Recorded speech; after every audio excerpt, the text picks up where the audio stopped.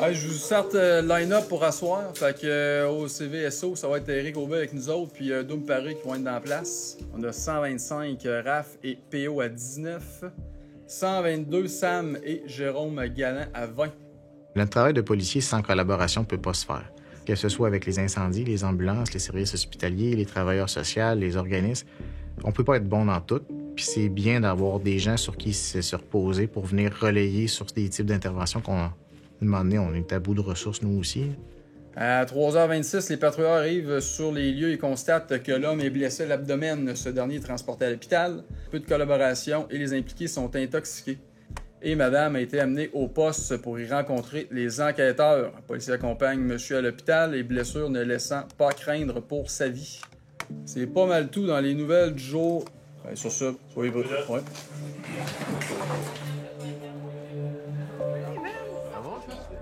Généralement, moi et Raphaël, ça va assez bien pour avoir la collaboration des gens parce qu'on a deux profils qui se ressemblent, mais somme toute, on est différents. Puis, ben, on a une expérience aussi à deux là, qu'on est capable de s'adapter à pas mal tout le monde. C'est à 3, ça? Non, moi, il est là.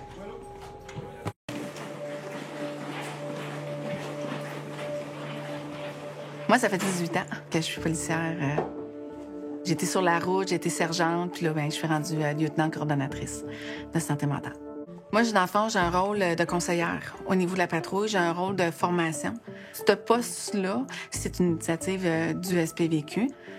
Nous, notre vision, c'est vraiment que tout patrouilleur doit être capable d'intervenir sur une situation psychosociale. La base. C'est la patrouille qui le vit, c'est les premiers intervenants, c'est eux autres. Fait que faut former toute la patrouille. Puis on a Raph et PO sur l'équipe DSM. J'ai 60 diffuseurs de santé mentale qui sont sur les équipes de travail, qui sont mes yeux, mes oreilles, puis ils vont me rapporter des situations. Ben, dans le fond, aujourd'hui, moi, je suis attitré avec mon collègue Raphaël. On est ce qu'on appelle SM01, donc on est une unité en santé mentale pour répondre à tout ce qui est appel santé mentale, les ordonnances psychiatriques, des choses comme ça. D'ici 6 ans, il faut que vous ayez à l'Institut. On a quelqu'un à aller chercher pour un Puis lui, emploi. il est tout tannant, Okay. Il est pas tannant, c'est pas quelqu'un qui est très agressif, c'est pas quelqu'un... vous battrez pas avec lui, là. La patrouille, nous, on sait jamais sur quoi qu'on s'en va. On est un petit peu les hommes à tout faire du réseau social de la société, dans le sens que quand on sait pas c'est qui gère ça, c'est pas les incendies, c'est pas le système de la santé, bon, c'est qui, ben, on va envoyer ça à la police, puis ils vont gérer ça. On va débarquer sur un appel, c'est quoi aujourd'hui? Bon, c'est de la fraude, c'est de l'agression sexuelle, c'est voie de fait, c'est un vol dans un dépanneur, c'est un vol dans un cabanon. Tu sais, chaque appel est différent, puis on le sait jamais. Fait que c'est le travail, c'est un peu d'avoir une certaine rigueur, de tout le temps se dire, cette fois-ci, ça peut être la fois que ça dégénère. Fait que quand on intervient avec quelqu'un, ben, c'est ça qu'il faut faire attention, c'est de pas trop se dire, ah, il se passera rien, puis à chaque fois, ça va bien, puis il n'y a pas de problème. C'est le défi. Depuis que j'ai environ 7-8 ans que je veux être policier, au début, comme n'importe quel enfant, ben, c'est l'action. Puis là, je me disais, waouh, je vais rouler vite en auto avec des gyrophares. Plus je prenais de la maturité, plus que je me rendais compte que ben, c'est un travail qui peut avoir un impact majeur dans la vie des gens, qui peut aider des gens. Puis on est vraiment en relation d'aide et non juste de répression.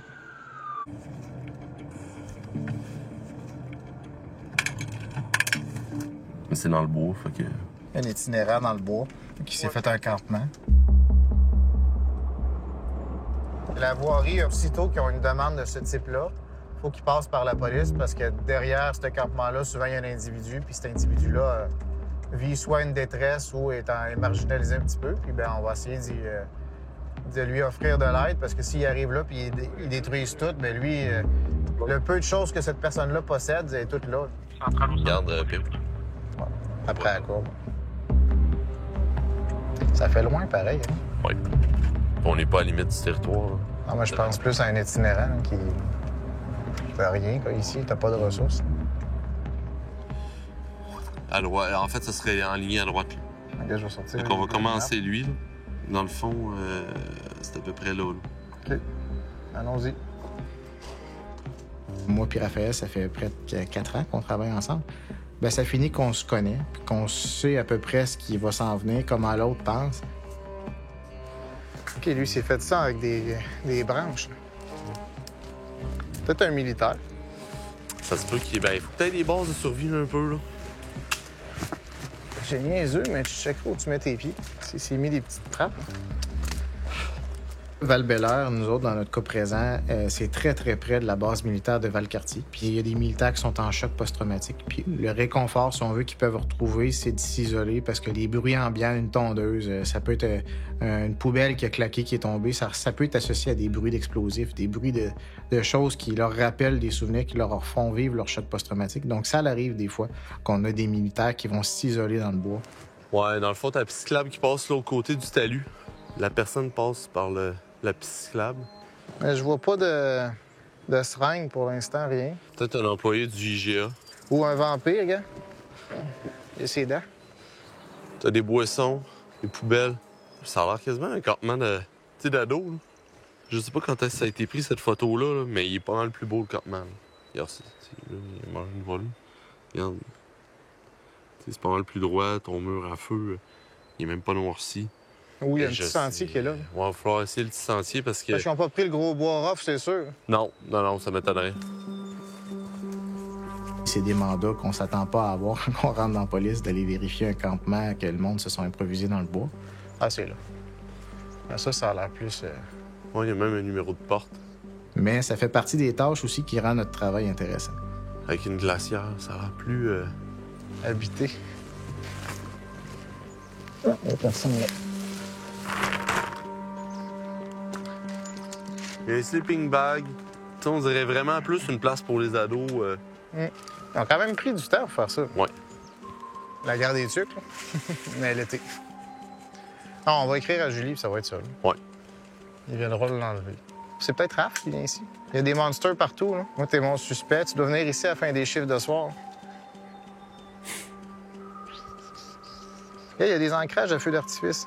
Un bon plan pour faire un feu de forêt. Pas dangereux pantoute pour le Non, feu. c'est ça. Ça va faire de la peine aux jeunes qu'on démente leur petit spot à feu. Mais bon, c'est le risque de construire une cabane dans un terrain qui t'appartient pas. Je reviens de 8 mois de congé parental. Donc, ça fait spécial de revenir après un long congé comme ça.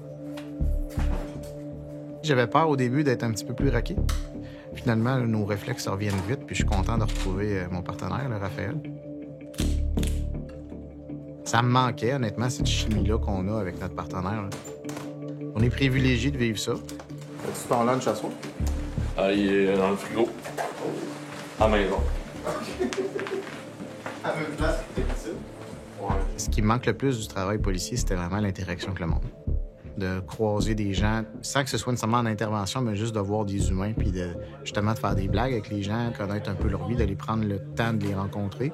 Puis oui, de venir en aide à du monde, c'est encore plus fun, mais vraiment juste le contact humain, c'est ce qui m'a manqué le plus dans mon congé. Oui. Hey, c'est Myriam. Ah oui, elle a rendu avec un conjoint.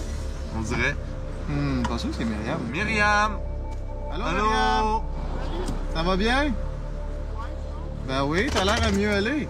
Moi, j'ai appelé une fois la police, mais parce que je m'étais chicané avec mon Ben chien. non, mais on n'est pas là pour te chicaner. Je suis en train de dire que ça va mieux. Ouais, ça va mieux. Je prends plus de drogue, je prends plus d'alcool. Depuis, ça fait 1 an, le 24 juin. Wow! As-tu fêté ça? Un petit gâteau vachon? Avec mon chum. C'est sûr qu'à force d'intervenir souvent avec les mêmes personnes, on finit par créer une forme de relation avec cette personne-là. Elle nous connaît, elle sait comment est-ce qu'on intervient, elle sait quel genre de personne qu'on est aussi. Puis à l'inverse, nous, on connaît sa réalité, on connaît ses problématiques. Merci beaucoup. Je suis fier de toi, Myriam. Moi aussi. Passe une belle fin de journée. Pierre-Olivier, ben là, c'est parce que tu me reconnais pas à cause du masque. Ah, là, je te reconnais. Ah, et voilà. Toi, c'est quoi ton nom? Hey, tu te souviens de moi, c'est ça? Enlève tes lunettes. Ok, c'est lunettes. Ah oui, je te reconnais. Ah oui, c'est ça, tu m'as reconnu. Tu m'as chicané l'autre fois à Manly. Ouais, je t'ai chicané. Des fois, l'uniforme, on a l'air imposant, on peut avoir l'air bête, froid. Puis quand on a juste fait 2-3 petites blagues au début, ben, ça a détendu l'atmosphère. Ça va vraiment mieux. Là. Ça peut être hyper anodin, mais le lien qu'on a créé peut servir dans le futur. Le Phare Québec. Bonsoir, madame. Il y a un type en face de chez le trottoir depuis 2 heures cet après-midi.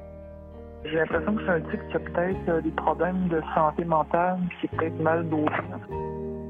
Qui fait de la danse un peu, un mélange de disco puis de kata.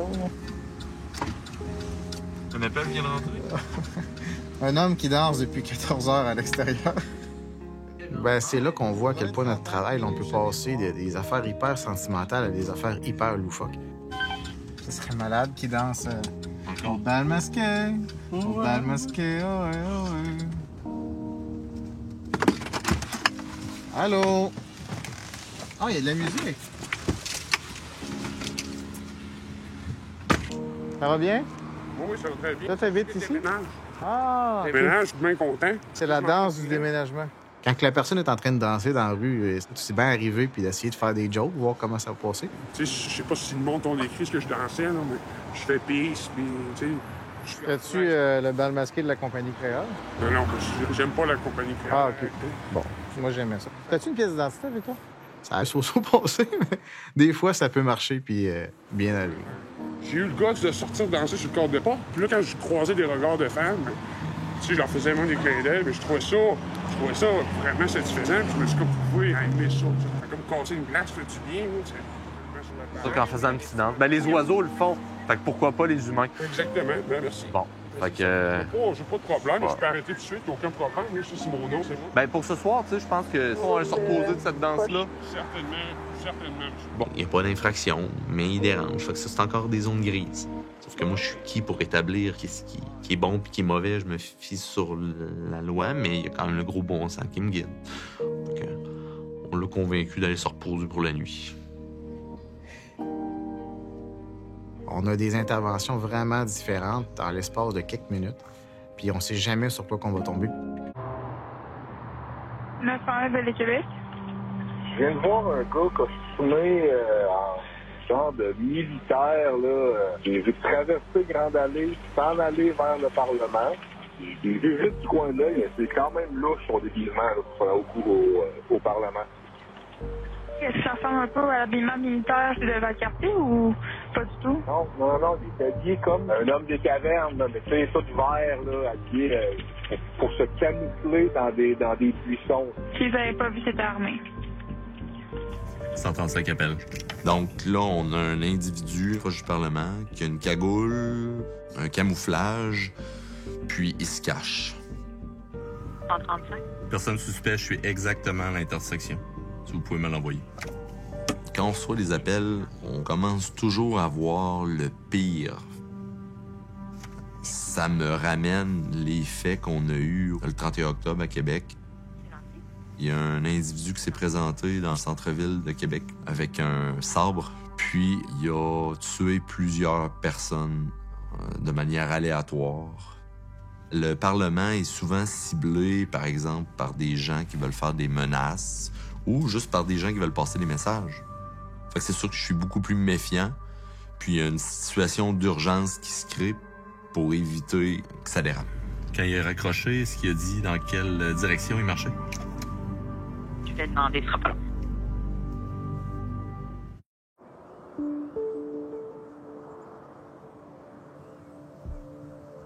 En fait, le fameux événement du 31 octobre, les gens sont vraiment restés marqués de ça.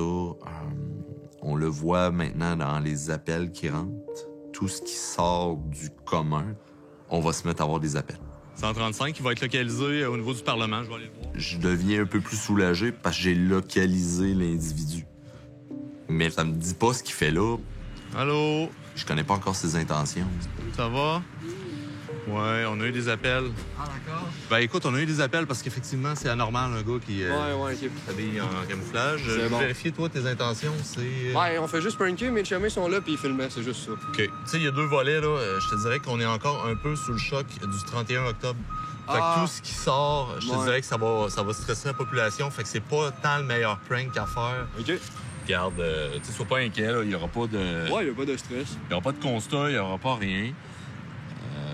Je vais t'identifier pour le cheminer. Comme ça, si jamais on a d'autres appels, on va pouvoir les relier. Ouais, il n'y a pas de trouble. Tout à fait, ado.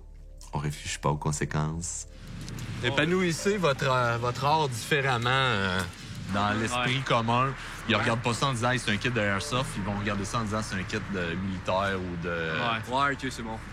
Fait que, écoutez les gars, sérieux, les pranks, c'est pas le meilleur moment, comme je vous dis. Ouais, c'est bon. Puis allez faire comme du roulis roulant, puis filmez-vous comme les autres ados qui font. Fait que ça va être parfait.